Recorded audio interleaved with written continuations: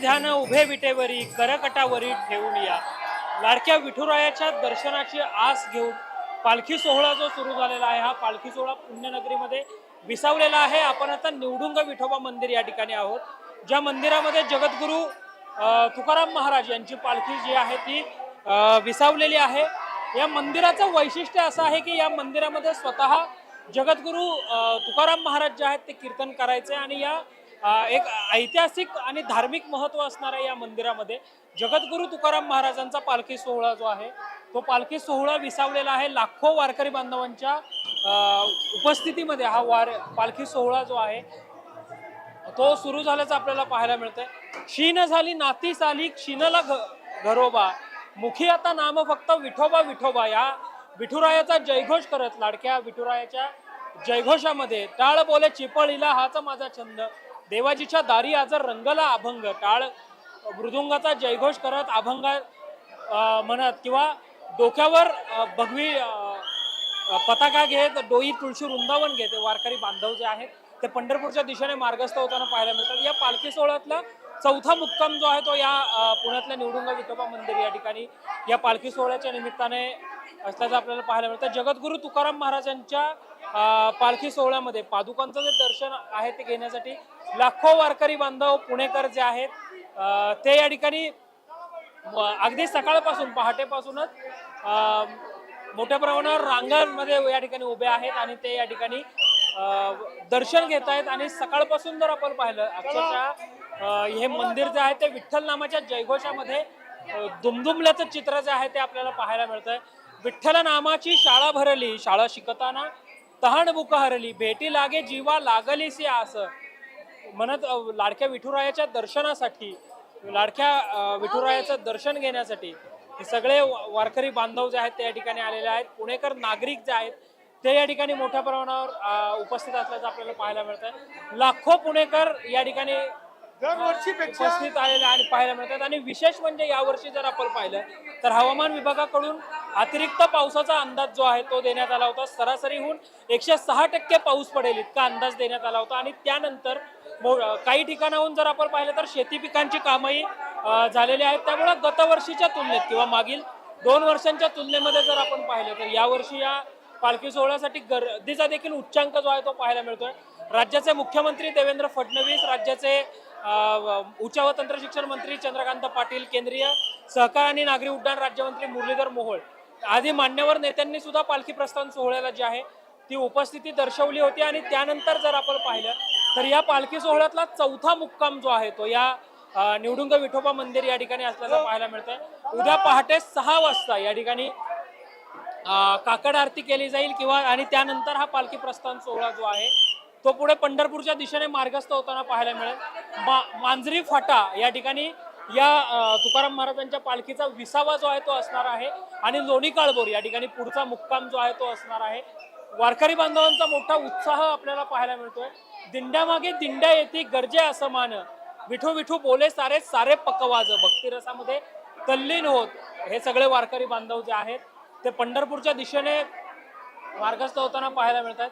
18 दिवसांचा हा संपूर्ण प्रवास असतो, ज्याच्यामध्ये प्रस्थानापासून आषाढी एकादशी पर्यंत हा पालखी सोहळा जो आहे तो सुरू असतो. त्यानंतर गोपालकाल्या दिवशी काल्याचं कीर्तन होतं आणि त्या काल्याच्या कीर्तनानंतर या पालखी सोहळ्याचा प्रस्थान सोहळा जो आहे तो प्रस्थान सोहळा म्हणजे पंढरपूर पासून पुन्हा देहूपर्यंत जो आहे तो सुरू होतो. वारकरी बांधवच्या चेहऱ्यावर मोठा उत्साह जो आहे तो या निमित्तानं आपल्याला पाहायला मिळतो. अगदी टाळ मृदुंगाचा जयघोष करत हे सगळे वारकरी बांधव पंढरीचा वारकरी वारी चुकू देन हरी म्हणत या पालखी सोहळ्यामध्ये जे आहेत ते सहभागी होतात. या पालखी सोहळ्यामध्ये जर आपण प्रामुख्याने पाहिलं तर विनय आणि विनेकरी यांचं सुद्धा फार महत्वाचं योगदान जे आहे ते असल्याचं पाहायला मिळतं. आपल्यासोबत आपण काही विनेकरी जे आहेत त्यांच्याशी सुद्धा बोलण्याचा प्रयत्न करूयात. आणि एकंदरीतच जर आपण पाहिलं तर या पालखी सोहळ्यामध्ये या विनेकऱ्यांचं जे आहे ते मोठं महत्व असल्याचं आपल्याला पाहायला मिळतं. विना आणि टाळ मृदुंगाचा जयघोष करत हे सगळे वारकरी जे आहेत ते या ठिकाणी आले. माऊली, कुठून आले तुम्ही? पंढरपूर. तुम्ही दरवर्षी या पालखी सोहळ्यात असता? आमच्या गावचा मानच आहे आम्हाला. माऊली, हाती विना हे माऊलींच्या पालखी सोहळ्यामध्ये आलाय, तर एक अभंग ऐकवा. अभंग म्हणजे माझा आवाज बसलाय जरा थोडा. ठीक आहे. एकंदरीतच जर आपण पाहिलं तर या पालखी सोहळ्यामध्ये मोठा उत्साह जो आहे तो वारकरी बांधवांच्या चेहऱ्यावर आपल्याला पाहायला मिळतोय आणि एकंदरीतच मोठी गर्दी जी आहे ती सुद्धा या ठिकाणी या वारकरी बांधवांची आपल्याला पाहायला मिळते. या पालखी सोहळ्यामध्ये प्रामुख्याने जर आपण पाहिलं तर हा जो पालखी सोहळा आहे महाराष्ट्राची संत परंपरा जी आहे त्या महाराष्ट्राला संत परंपरेचा फार मोठा वारसा लाभला आहे. रूप पाहता लोचने सुख झाले हो साजिरी. लाडक्या विठुरायाच्या दर्शनासाठी विठ्ठल भक्तीची आस मनी ठेवून निघालेले वारकरी जे आहेत ते पुण्यनगरीमध्ये विसावलेले आहेत. जगद्गुरु तुकाराम महाराजांचा पालखी प्रस्थान सोहळा जो आहे तो या निवडुंग विठोबा मंदिरामध्ये विसावल्याचं आपल्याला पाहायला मिळतं. भाविकांचा उत्साह प्रचंड आहे, वारकरी बांधवांचा उत्साह प्रचंड आहे.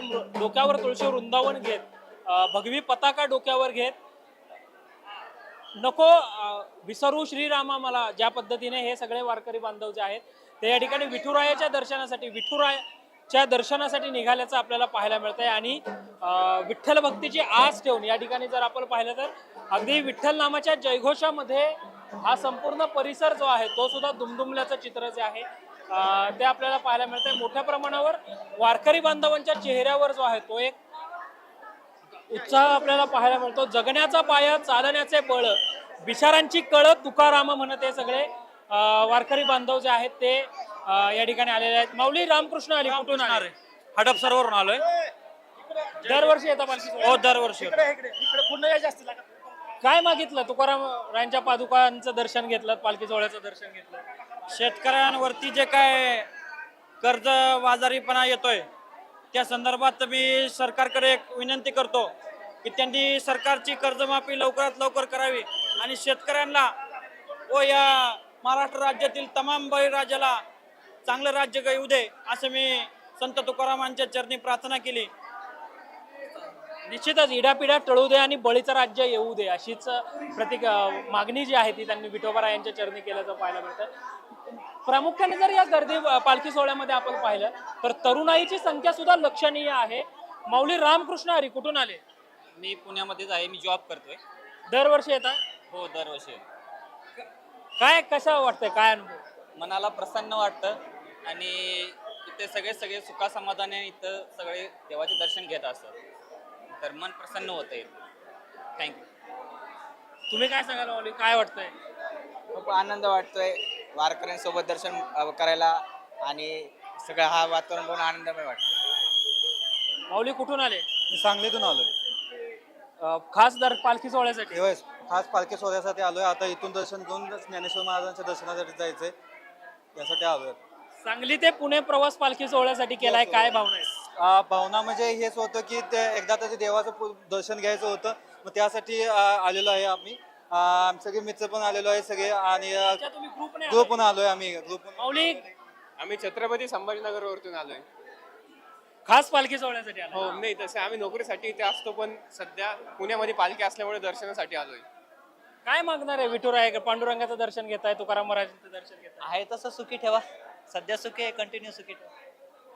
तुम्ही पण सांगलीवर मैं आंध्रा से आया है. प्रयागराज से आए हो? आंध्रा से क्या माहौल आहे, क्या देखने के लिए. एकंदरीतच महाराष्ट्राच्या आणि देशाच्या कानाकोपऱ्यातनं हे सगळे वारकरी बांधव या ठिकाणी आलेले आहेत. विठुरायाचं दर्शन घेत आहेत, तुकारामरायांच्या पालखी सोहळ्यामध्ये सहभागी होत आहेत. आहे तसं सुखी ठेव. एका माऊलींनी तर बळीराजाची कर्जमाफी व्हावी वगैरे या पद्धतीची मागणी जी आहे ती केल्याचं पाहायला मिळतं. मात्र आरक्त देखील डोळा म्हणत हे सगळे वारकरी बांधव जे आहेत ते या पालखी सोहळ्यामध्ये सहभागी झाल्याचं पाहायला मिळतंय. मोठा उत्साह प्रत्येकच वारकरी बांधवांच्या चेहऱ्यावर जो आहे तो आपल्याला पाहायला मिळतो. भेटी लागी जीवा लागलीसी आस, लाडक्या विठुरायाच्या दर्शनासाठी वारकरी बांधव जे आहेत ते 18 दिवस पायी प्रवास जो आहे तो करत या पालखी सोहळ्यामध्ये येताना आपल्याला पाहायला मिळतात. पुण्यातलं जे निवडुंग विठोबा मंदिर आहे या विठोबा मंदिरामध्ये ज्ञानेश्वर तुकाराम महाराजांची पालखी जी आहे ती या ठिकाणी आलेली आहे. आणि एकंदरीतच जर आपण पाहिलं या पालखी सोहळ्यामध्ये मागच्या 2 वर्षांच्या तुलनेमध्ये गर्दी देखील मोठ्या प्रमाणावर असल्याचं पाहायला मिळत आहे. आणि वारकरी बांधवांच्या चेहऱ्यावर सुद्धा एक सुख, शांतीचं आणि एक समाधानाचं जे आहे ते आपल्याला पाहायला मिळतंय. वारकरी बांधव जे आहेत ते मोठ्या संख्येनं या पालखी सोहळ्यामध्ये दरवर्षीच सहभागी होत असतात आणि एकंदरीतच हा पालखी सोहळा म्हणजे चैतन्याचा सोहळा, अनुभूतीचा महामेळा असा हा पालखी सोहळा. आणि या पालखी सोहळ्यामध्ये दरवर्षी मोठ्या संख्येने वारकरी बांधव जे आहेत ते सहभागी तर होत असतातच. स्थानिक पुणेकरांचा सुद्धा उत्साह जो आहे तो मोठ्या प्रमाणावर आपल्याला पाहायला मिळतोय आणि एकंदरीतच आनंदाचे डोही, आनंद तरंग म्हणत हे सगळे वारकरी बांधव जे आहेत ते या पालखी सोहळ्यामध्ये सहभागी झालेले आहेत. आणि या पालखी सोहळ्यामध्ये जर आपण पाहिलं तर मोठ्या प्रमाणावर गर्दी जी आहे वारकरी बांधवांची ती देखील होताना आपल्याला पाहायला मिळते. पुणेकरांची गर्दी पाहायला मिळते. खरं तर काल रात्री हा पालखी सोहळा जो आहे तो पुण्यनगरीमध्ये विसावला. आज दिवसभर पुण्यनगरीमध्ये पुणेकरांसह वारकरी बांधवांना जे आहे ते या पालखीचं दर्शन जे आहे ते घेता येणार आहे.